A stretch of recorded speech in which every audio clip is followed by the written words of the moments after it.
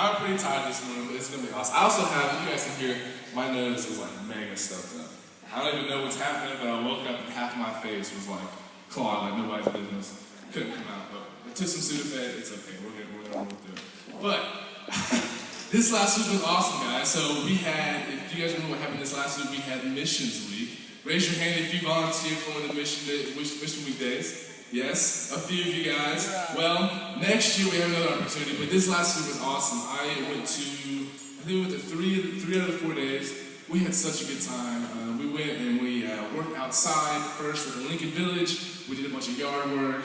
I was like shoveling dirt, shoveling leaves. Everybody else like cut off stuff. We painted bathrooms and stuff. We got to volunteer for a community that needs help, and it was really awesome to hear what they're doing, to see pictures of the students that we're able to serve. It was really awesome. The next day we went to the Care Center, which is like a thrift store out in New Hope, and we sorted stuff, kind of made that place look pretty. With all the new donations that came in, we sorted them and stuff, and really helped that area, that place that we could serve. And the next day we went to Project Abundant Life, which is a housing project for single moms, and we got to like fix up these houses, make them look really nice. So we painted, we sprayed bleach on the walls to kill some of the moss and stuff. We dug a trench out in the back so that like the water could go out. It was a really fun day. And the last day, I wasn't able to go, but they went to, I think it's called like UMCOR, where they built disaster relief buckets for people in need. So this last week was awesome. A lot of students who aren't here this morning, a lot of adults too came along, and we had a really good week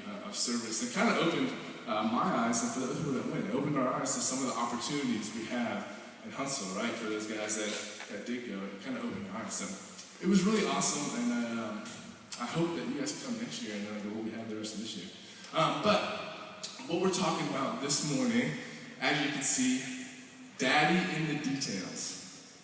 Okay, that's kind of weird at first. You're like, Daddy in the details. That's kind of like Daddy. It's kind of a weird word if you say it in normal conversation, but that's what we're talking about, like Daddy in the details. So what does that mean? I was this last. Well, I'll go. I'm gonna tell my story first. Some of you guys may know this, but God has done something in my life that like had changed my life forever. Okay, so my kind of story is I went through high school, like Christian camps, up and down, up and down, up and down. I think I was a Christian ever since I was like, you only see the bad in everything. And so like this last January, I was going through, it wasn't, and I know some of you guys have definitely had experiences like I've had with that story. I'll tell the rest of it in a minute. But I know you guys have definitely had experiences like that where something insanely terrible happens. Right? And nobody is denying that. Some of you guys have definitely felt that. But other of you have not felt that. It may come in the future, but you guys have definitely gone through something like, again, I went through this last January where life is just like boring. Every day is just like the routine of it where you go to school, you go to class, it's boring. You go home, you do sports, you do after school activities. It's just like everything's just off. You know what I mean? You guys ever have those days where everything's just off? Like where you eat breakfast and then you don't have just enough milk, or like the spoon is like you have to clean it first if it's dirty or something like everything is just slightly off, and you just go through your day and you're just kind of upset as you're walking through your day. And you're just it's like something's wrong. I went through a season of that this last winter where just every day I just wake up and for some reason I didn't have any joy. I was just walking well, here's another day. I mean, we'll see what happens. And then something happened man, again, something I just can't catch a break today. Just another thing happened that was just against me. The devil was so on top of me today. Right? And so I know you guys have definitely had moments like that, right? A day or a season or something like that, when you just feel like everything's against you, right? Again, even in those situations, in the worst moments, and then those situations with every day, just how can we see the Daddy in the details, right? In both of those moments, you can lose the interest in doing right? Like it just becomes so just like it just crushes your spirit so much that you lose like the interest to do right. Like you lose that joy. And where do we find that joy? Right? That's what we're going to be talking about today. We're going to be looking in John 16. So I'm going to pull it up. I don't think we have it on the screens, but let me pull it up. It's John 16 through 23. Let's see. Okay. You guys have definitely heard this before, but it's the title of the passage is called "Sadness Will Be Turned to Joy," right? And so Jesus says, "In a little while you won't see me anymore, but a little while after that you'll see me again." Some of the disciples asked each other, "What does he mean when he said, 'In a little while you won't see me, but then you'll see me, and I'm going to the Father'? And what does he mean by a little while? We don't understand." Jesus realized they wanted to ask him about it, so he said, "Are you asking yourselves what I meant?" This is a very self-explanatory passage. You can't really miss what's happening. He said, "In a little while you won't see me, but a little while after that you will see me again. I tell you the truth, you will weep and mourn over what is going to happen to me, but the world will rejoice. You will grieve, but your grief will suddenly turn to wonderful joy. It will be like a woman suffering the pains of labor. When her child is born, her anguish gives way to joy because she has brought a new baby into the world. So you have sorrow now, but I will see you again. Then you will rejoice, and no one can rob you of that joy. At that time, you won't need to ask me for anything. I tell you the truth, you will ask the Father directly. He will grant your request because you use my name. You haven't done this before. Ask, using my name, and you will receive, and you will have abundant joy. I've spoken of these matters in figures of speech, but soon I will stop speaking figuratively and will tell you plainly all about the Father. Then you will ask in my name. I'm not saying I will ask the Father on your behalf, but for the Father himself loves you dearly, because you love me and believe that I came from God. Yes, I came from the Father into the world, and now I'll leave the world and return to the Father." Then his disciples said, "At last you are speaking plainly and not figuratively. Now we understand that you know everything, and there's no need to question you. From this we believe that you came from God." Jesus asked, "Do you finally believe? But the time is coming, indeed it's here now, when you will be scattered, each one going his own way, leaving me alone. Yet I am not alone, because the Father is with me. I have told you all of this so that you may have peace in me. Here on earth you will have many trials and sorrows, but take heart, because I have overcome the world." Right? That's a long passage, but I think all of it is important, right? It starts off with the disciples saying, like, with questions, right? Like Jesus reveals something about himself. He says, in a little while you won't see me anymore, but a little while after that you will see me again. Right? From our perspective today, most of us know what he's talking about, right? He's talking about when he dies on the cross and when he comes back on the third day, right? That's like, we're like, okay, that's pretty simple. But in this, like the disciples, at first I was like, how are the disciples getting this? Right? This is like something that we know. But remember, at that time, the disciples didn't really understand like what was going to happen, right? So this is very confusing thing. If somebody would just told you, like walked up to you like, "Hey man, I'm gonna go away and then I'm gonna come back after a little while," you'd be like, exactly, like, what? What are you talking about? That doesn't make me, like, that's the most like generic sentence you could ever say. "I'm gonna leave and then I'll come back." Okay, like what? Like they start asking questions and questions and questions, and they're like, "Jesus, this doesn't make any sense."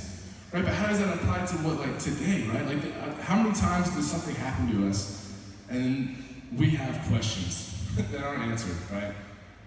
Like, when I look back on what happened with my dad, I have 100 questions of why this happened, why that time, why me, why him, like, why did it happen this way? Like, why, right? Like, this doesn't make any sense. What's the purpose? Like, where's the goodness? Like, why?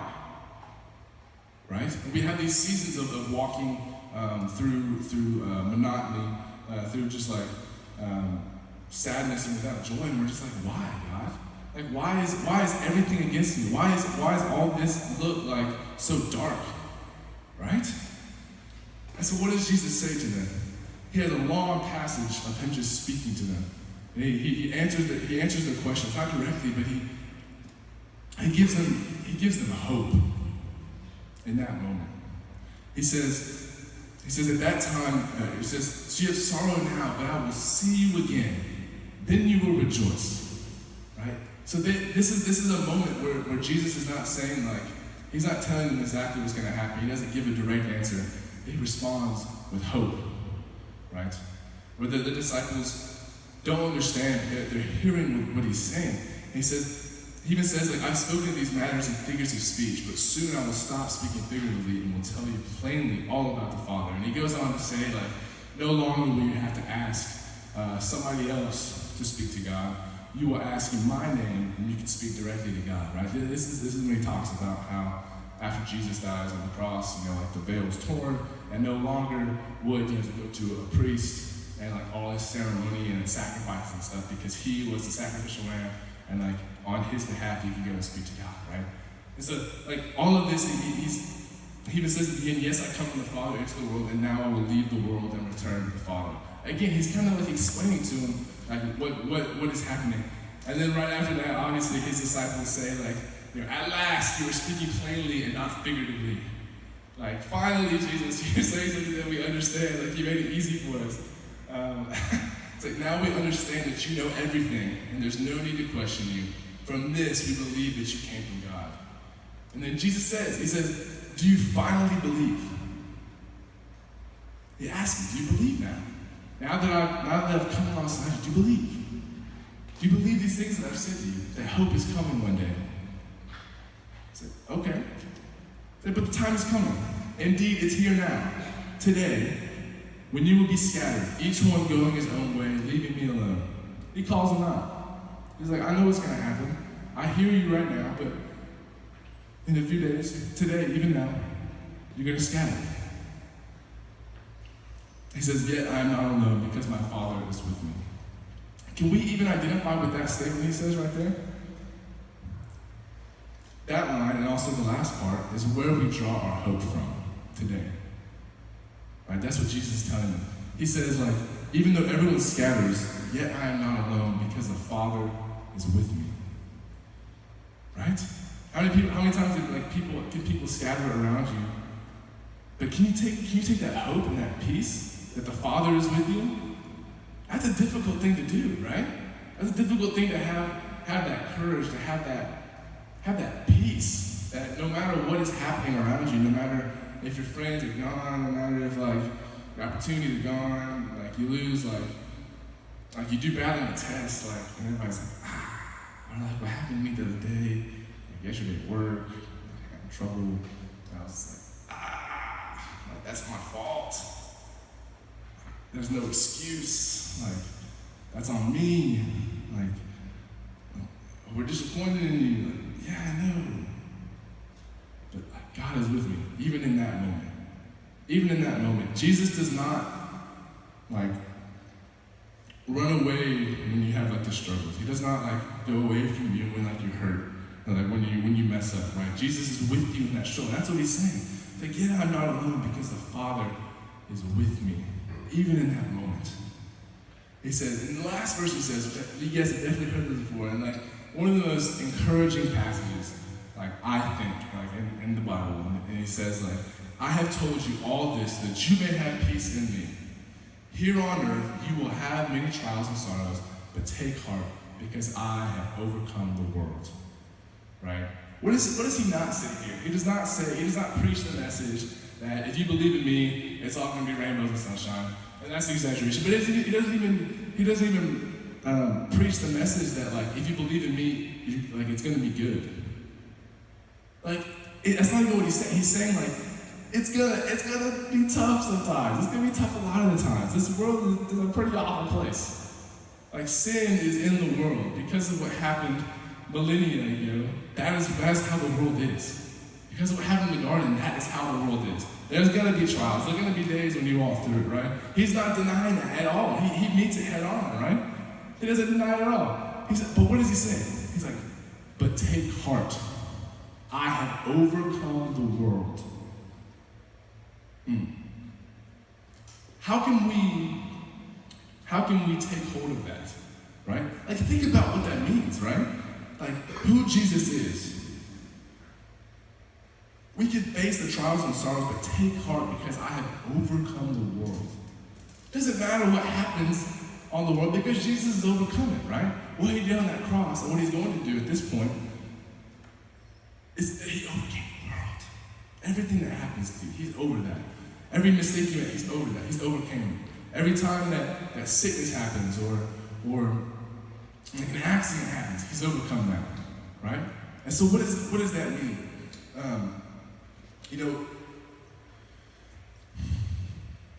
With the situation,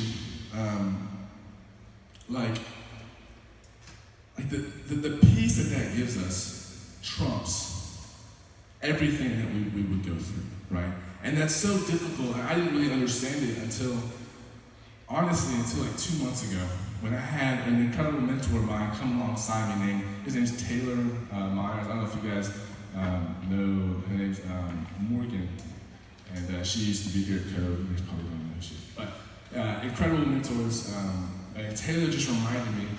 He's like, look at this passage. It's like, look at and listen to what it said. He literally overcame it.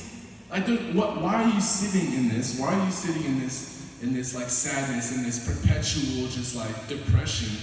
Sometimes it is really depression, but sometimes you just feel depressed. Like, why are you sitting in this when he calls you to like step out from it? He reached out his hand for you, like for you to come out of that pit, right?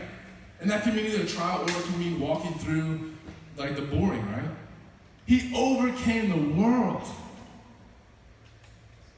And so that's the peace, and that's the power we gotta hold on to, right? So right now, we're gonna, as the music team comes up, we're gonna pray real quick. Lord, I just thank you for this morning.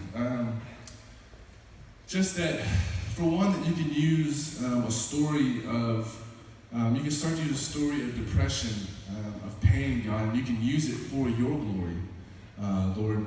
I just thank you that throughout the scriptures, Lord, you just continue to teach your disciples and continue to teach us, God, that you don't just say something and be like, well, I'm sorry you don't understand it.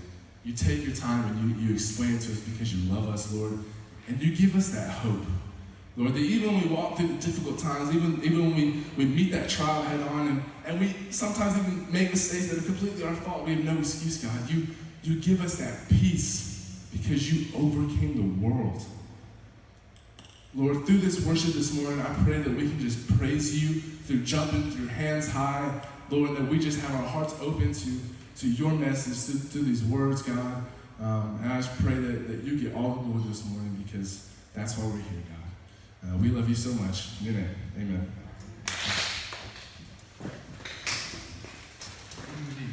Goodness. Man, that last song with that bridge, if you guys didn't know, that bridge at the end was from No Longer Slaves.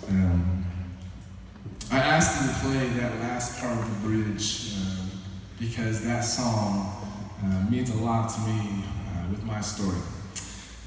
So to continue, I kind of left you on like a quick ending on the story at the beginning with my dad,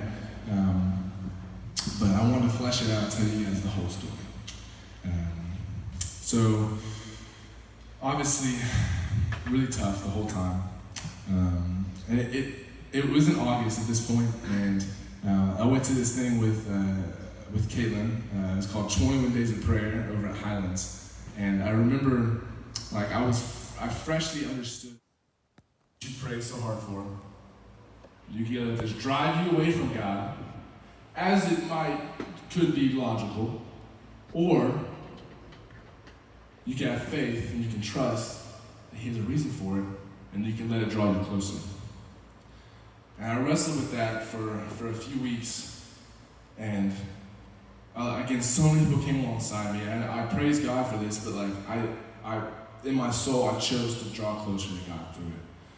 And then it started this journey for 6 months of just seeing how God used that moment to transform lives. For example, at his funeral, we had so many people, but God spoke to the people that were there. He spoke to me specifically. And I saw like the looks on children's faces because my dad had helped like in the youth program back at our church. I saw those students' faces that were bawling because he meant so much to them. And it wasn't the students you see at the front, right? It wasn't the students that were the popular ones. The students that he had spoken to were the ones that would sit in the back, the ones that would sit in the shadows, the ones who would like Like if you want to play a game, like, nah, I'm good, I'll stay over here. The ones that like would sit alone at lunch. Those were the students that he would pick out, that he would speak to because no one else would. And those students, those kids, were heartbroken because that was their guy. Right? And so God spoke to me in that moment. He spoke to my whole family. He spoke to that whole room. Just seeing that, like, the impact that, like, love for these specific people can make. Right? So that was the first thing I was like, God, I see you using this. But again, I was like, you didn't have to do all of that just for this. Like, that doesn't make any sense. And I was like, God, I'm going to trust you. And I remember looking back over that time, I had this peace that didn't make any sense. And I still don't understand to this day. But it was like, people are like, are you okay? And I'm like, yeah, I am, I think. Like, I understand that, like, it happened for a reason. And, like, it sounds weird coming out of my mouth, but that's what I would say, and that's what I believed. And then, my favorite part of the story is what happened after that, because as you guys, most of you guys know, I interned at Big Stuff in 2018 last year, and it was incredible, literally insanely awesome. We have Big Stuff coming up this week. I'm super excited to go. But God moved in so many ways. So many ways. I could stand here for 2 hours and tell you about all the ways. But the moment I remember the most was, okay, so, we play worship songs like every week, like so many every week. And the song No Longer Slaves, at this point where this moment happened, it was probably like a month and a half into the camp. And so I've heard No Longer Slaves probably 50 times, right?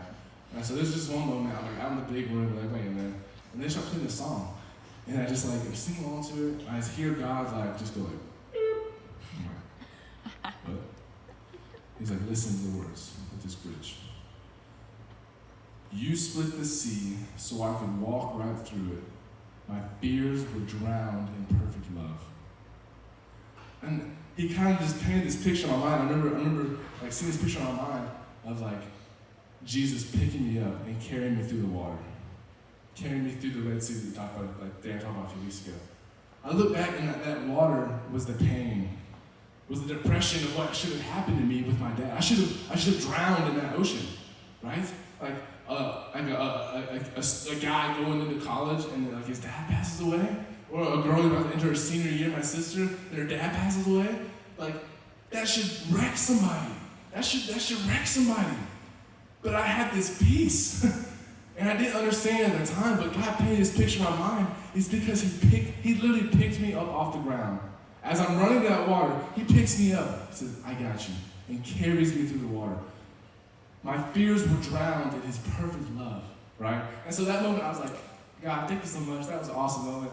Like, I understand all this. But He's like, I'm not done. And I was like, what? Never seen it. But my mom had told me at the beginning of summer, she's like, you're going to have a divine appointment with somebody. The reason this happened is because you're going to talk to a student who's going through something similar, and you're going to be able to speak to them. And I believed that was going to happen. I knew it was going to happen.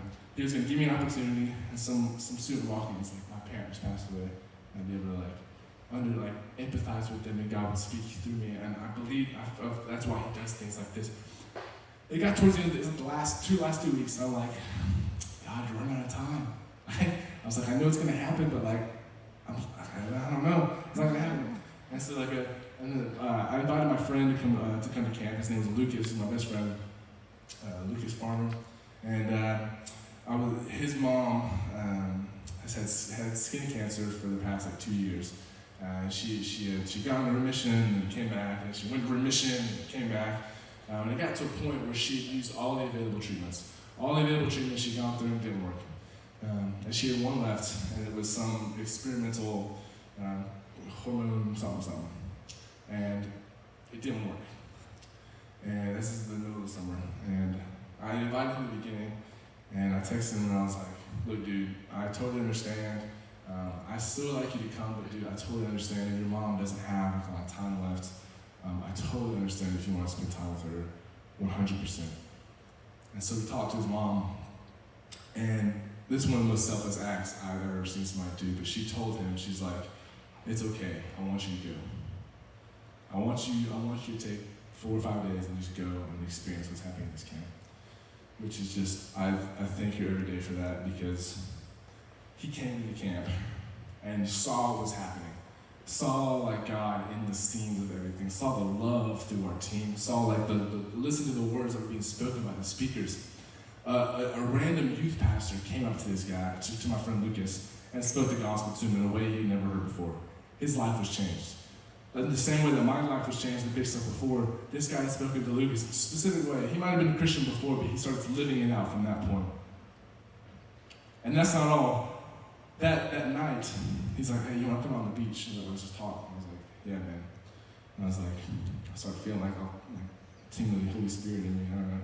And we're sitting out there and we're talking and we're just like talking about stuff that like didn't matter. You know, when there's like a big subject and like you don't want to talk about it, so you just talk about whatever. And honestly, I was kind of a coward, but I was like, you want to head back up? And he's like, How'd you do with your dad?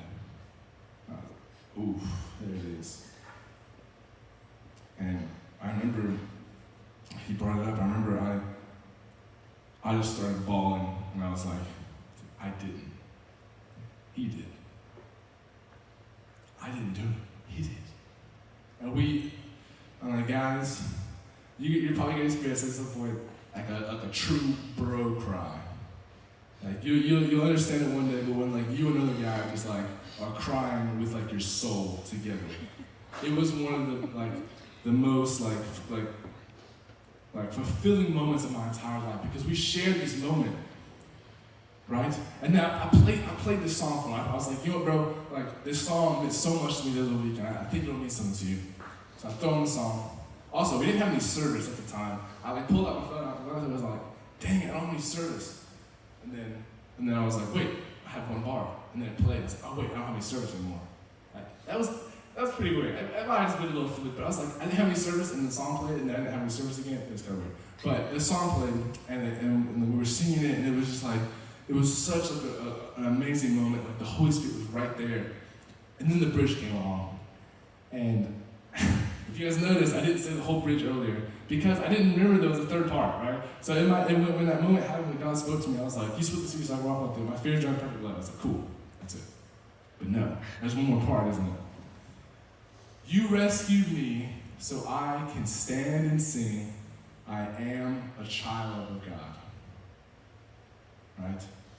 And in that moment, when we listened to that sermon that last time on the beach, those words just lit up for me. And Lucas started crying, I started crying, and he's like, those are the words that I needed to hear. Those are the words that he had been missing, that he was a child of God, right? Him coming to this camp, you Patty talking to him, me coming out to the beach with him, the Holy Spirit working through all of it, spoke to him that he was a child of God. And that moment wouldn't have happened, I don't think, in that exact way if what had not happened to my dad had not happened. Right? He rescued me through that ocean. He carried me through that so I could stand and sing, specifically to Lucas, but through talking to you guys as well, that I am a child of God. Right? To profess this peace that he gives through these moments, because these moments are going to come. These moments are going to come when something incredibly bad happens that you can't see through the darkness, that all you see in front of you is a giant ocean of pain, of difficulty, of guilt, where you mess up, or you hurt somebody, or just depression, and you want to just fall in. My point to you today is look to this story. Look to the Bible. Look to the cross. Because that's where our peace comes from. Where do we go today when we look for peace? We go to social media. We go to like therapy. We go to medicine. And again, therapy and medicine can be perfectly good things, but that is not where our peace comes from. That is not where our hope comes from. That's not where our contentment comes from. Our contentment, our peace, our hope comes from the cross. It comes from the fact that Jesus has overcome the world, right? How do we see the daddy in the details? It's by looking at the cross across the water. It's by seeing, it's like, yes, my eyes are fixed upon this pit. It's fixed upon this ocean. It's fixed upon these thorns. But look up and see the cross on the hill. over there and see Jesus dying on the cross for me and see him raise up on the third day. I understand that this might happen today, but what happens tomorrow? What happens tomorrow? Everything made new, right? One day, he's coming back and he's going to take us with him. That is the peace that we have today. So that's my challenge to you guys today, is see the daddy in the details. But not only that, take that peace. This week, take that peace. Find that peace. Find that encouragement, that hope that we have. But don't let it just stay yours. Tell daddy's details to your friends, right? Because not only, what's the point of knowing this? It's awesome to have it for yourself, but you see your friends struggling around you. If not yet, you will. I don't know how people do it in this secular world without Christ.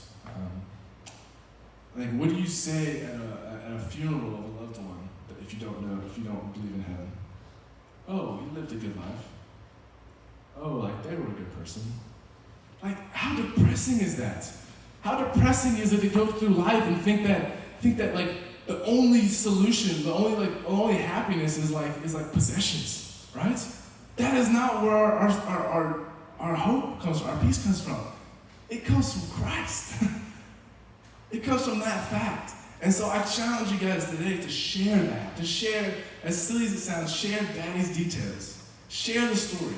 Share this verse. Share John 16 with people, because they need to hear it. Especially the end, that he overcame the world, right?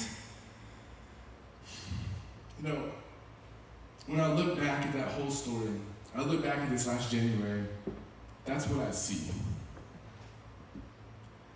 And I don't see it every day. Yesterday was a tough day for me, like I said, with work. I don't see it every day. But I try to. And I remind myself all the time of what that truth is, where that peace comes from. And I pray that you guys see it as you go continuing through middle school. And some of you guys go to high school, but it is tough. It is tough. But just remember that encouragement, guys. I'll pray this out real quick. Lord,